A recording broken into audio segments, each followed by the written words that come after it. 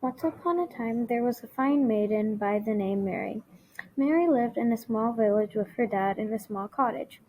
One day she went on a walk when she met the king.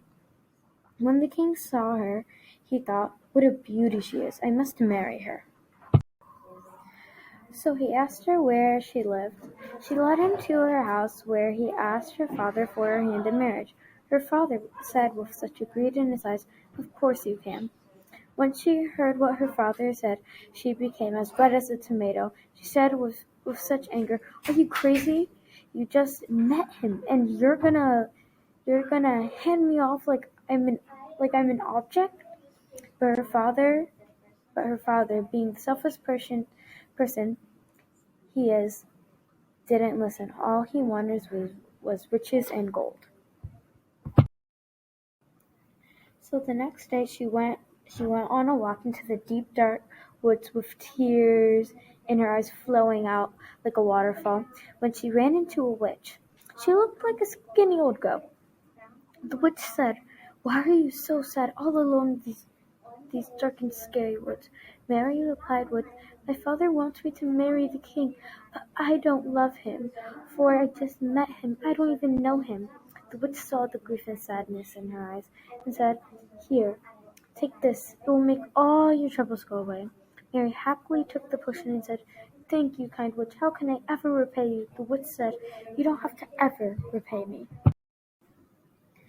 Mary, being as happy as a clam, didn't realize it said "love potion," and it was going to make her fall in love with the king, and that the witch worked for the king. So on her way home she drank the potion whole.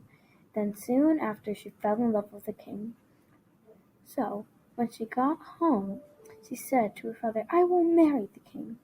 Her father jumped with glee and hugged her.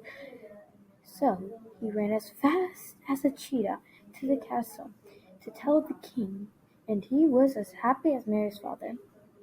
A few weeks till the wedding, Mary went on a walk and found an apple.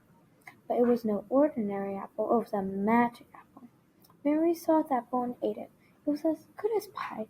Soon she was out of the spell and realized what was happening, and didn't know what to do.